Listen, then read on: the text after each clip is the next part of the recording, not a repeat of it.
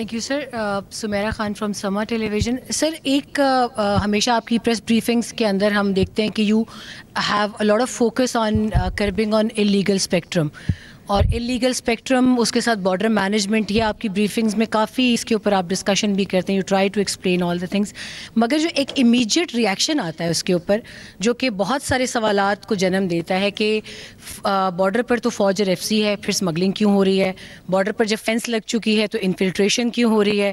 اور ایرانی خام تیل ہو، برانڈڈ سگریٹس ہوں، پیٹرول ہو، ڈرگز ہو، جو بھی ہو، تو اگر یہ بارڈر سے ہی ہو رہا ہے اور اس کا راستہ انلیگل اسپیکٹرم کے لیے کھل رہا ہے، تو پھر اس میں فوج کا، فینس کا کیا کردار رہ جاتا ہے؟ میں چاہوں گی اس پر بھی آپ اپنا رد عمل دیں، اور سب سے بڑی چیز یہ کلیئر کر دیں کہ انلیگل اسپیکٹرم سے کے حوالے سے سب سے بڑی مخالفت آپ کو خود کیا لگتا ہے کہ اس جانب سے، کن کوارٹرز کی جانب سے آ رہی ہے؟ بہت شکریہ. ٹھیک. I think you are talking in context of our last briefing that we had, جہاں پہ ہم نے لیگل اسپیکٹرم کی بات کی، اور کس طرح یہ لیگل اسپیکٹرم جو اربوں روپیہ غیر قانونی کا سرپرستی کرتا ہے اس کرمنل مافیا کی اور دہشت گردی کی. اور اس پہ یہ جو کنفیوژن ہے کہ اگر بارڈر پہ فینس ہے لگا ہوا ہے اور فوج لگی ہوئی ہے، تو پھر یہ کیسے لیگل اسپیکٹرم آپریٹ کر رہا ہے؟ تو دیٹ مینس کہ سم ہو شاید فوج جو سی ہے اس کی اجازت دیتی ہے یا اس کی سرپرستی کرتی ہے. دیکھیں یہ اس میں and you talked about the Iranian تیل، اس کی آپ نے بات کی کہ وہ کیوں آتے ہیں. یہ ایک کمپلیکس ایشو ہے. اس کو پہلے لیٹس ٹاک اباؤٹ دس جو ایشو ہے آپ کا تیل کا، یا یہ باقی آپ نے بات کی، then we'll talk about fence. اور اس کو سمجھنا آئی تھنک ضروری ہے. یہ جو بلوچستان کے علاقے ہیں جو متصل ہیں اس کے ساتھ، ایران کے ساتھ، دے آر ناٹ لائک، ان کو اگر آپ دیکھیں تو انفراسٹرکچر اور سہولیات کی طرح وہ اس طرح نہیں جس طرح ہم یہاں شہر میں پنڈی میں یا اسلام آباد یا لاہور میں. وہاں پہ آپ نے تیل کی بات کی تو وہاں تیل ایسے نہیں کہ آپ گاڑی چلائیں گے اور پیٹرول اسٹیشن پہ چلے جائیں گے اور تیل ڈالیں گے.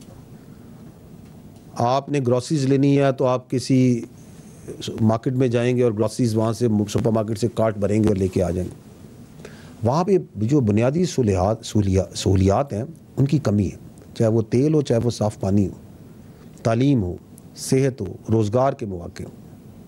تو جب ایک، اور یہ بڑے وسیع علاقے، اینڈ اٹ از ناٹ کہ یہ آج ہے، یہ دہائیوں سے ہے، ایک عرصے سے.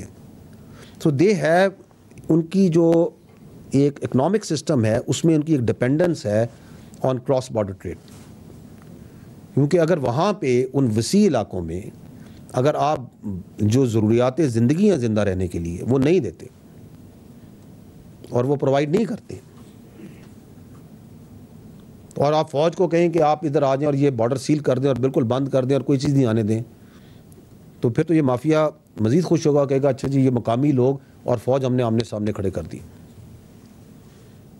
تو ضرورت اس امر کی ہے، اور اس پہ کام بھی ہو رہا ہے کہ بتدریج وہاں پہ جو آلٹرنیٹیو جو روزگار ہے اور یہ سہولیات ہیں فراہم کی جائیں.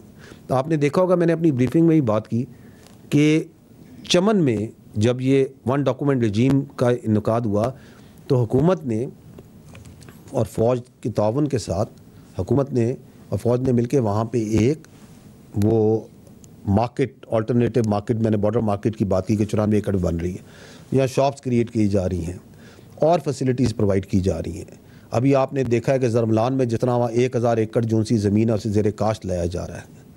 یہ جو آپ کے متصل علاقے ہیں ان بہت ادھر کیپیسٹی ہے ان بارڈر ایریاز میں ایگریکلچر کی، جو آپ، اور ان کے اوپر بھی بہت سے پروجیکٹس ان سے بلوچستان کی گورنمنٹ کے ساتھ مل کے کنسیو کیے جا رہے ہیں، ان پہ کام بھی شروع ہو گئے. تو we have to, the state has to provide first وہاں پہ بیسک انفراسٹرکچر اینڈ آلٹرنیٹیو جو آپ کی امپلائمنٹ ہے، جو روزگار ہے متبادل، اور آپ وہ نہ دیں اور کہیں کہ جی سب کچھ بند کر دو. تو does it make any logic? اور پھر جو یہ بھی آپ کو پتہ ہونا چاہیے کہ جو وہاں سے چیزیں آتی ہیں، مثلا یہ تیل آتا ہے تو اس کے جو پرمٹ ہیں یہ فوج تو نہیں جاری کرتی،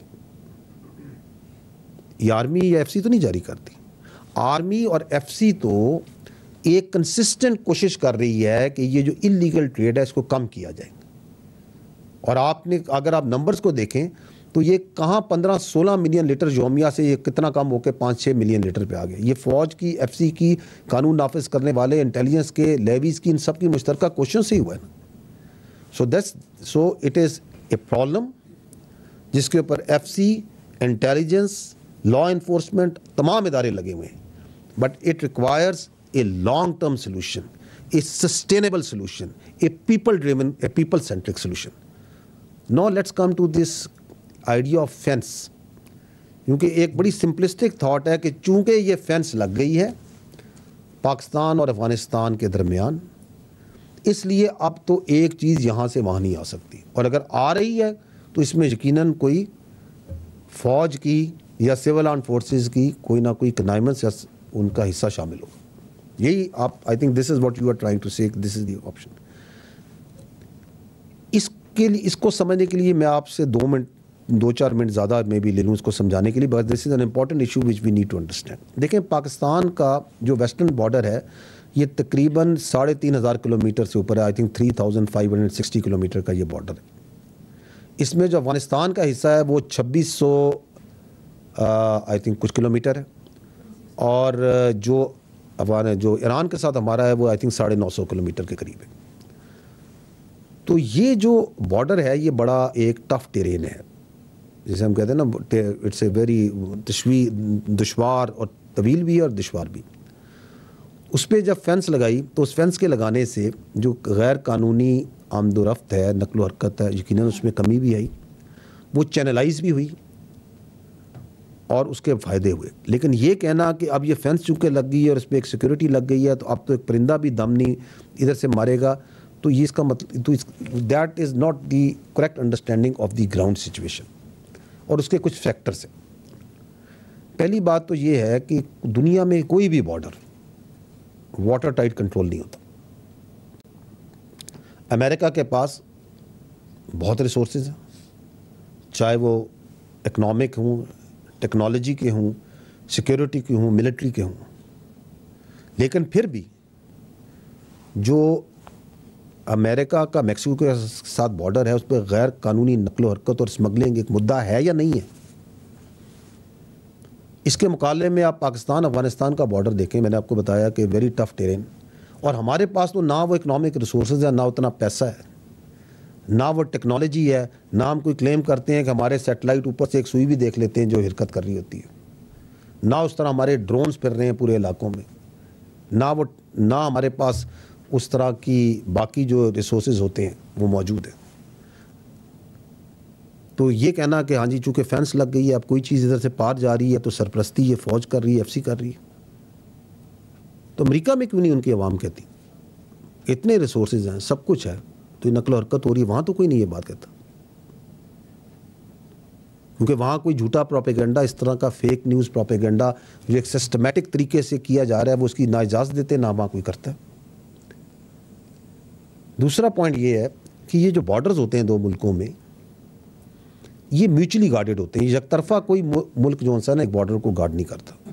دونوں ملک مل کے یہ انشور کرتے ہیں کہ ادھر سے ادھر سمگلنگ نہیں ہوگی, غیر قانونی نقل و حرکت نہیں ہوگی, موومنٹ ویزے پہ ہوگی, اور ہر چیز جو سی ایک ترتیب قوانین اور قاعدے کے مطابق ہوگی. آپ مجھے بتا دیں کہ پاکستان افغانستان کے بارڈر میں کیا یہ دوسری جو سائڈ ہے اس کے پاس یہ ول آپ کو نظر آتی ہے؟ یہ ون ڈاکومنٹ رجیم ویزا ہم امپلیمنٹ کرتے ہیں, ادھر سے تو کوئی ول نہیں ہے.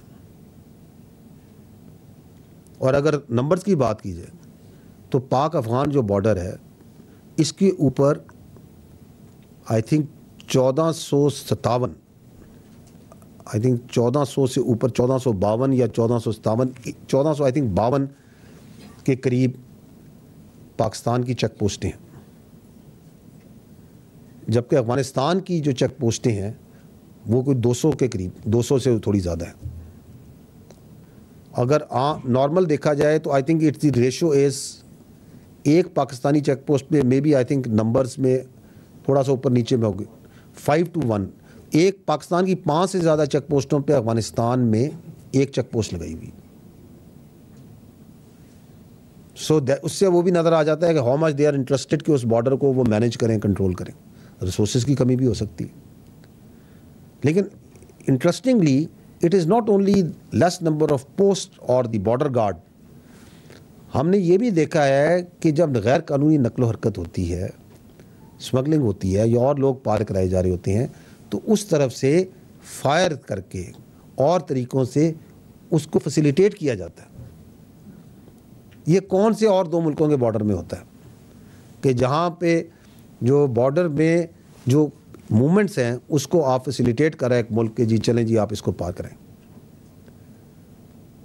اگلا پوائنٹ جو تیسرا پوائنٹ ہے وہ سمجھنے کی ضرورت ہے کہ یہ جو بارڈر کراسنگ پوائنٹس ہیں آپ کے، جہاں سے یہ زیادہ تر آمد و رفت ہوتی ہے، وہاں پہ خالی ایف سی کی تعینات نہیں ہے، وہاں ملٹیپل ایجنسیز تعینات ہیں. کسٹمز ہے، ایف آئی اے ہے، لیویز ہے، ایف سی ہے، جن کا زیادہ کام حفاظت کے لیے ہوتا ہے، and there are multiple other agencies. اور ضرورت اس امر کی ہے کہ ان کے اوپر ایک سینٹرل انتظامی ڈھانچہ بنایا جائے، تاکہ یہ جو بیانیہ بنایا جاتا ہے کہ یہ اس کو پار کرائے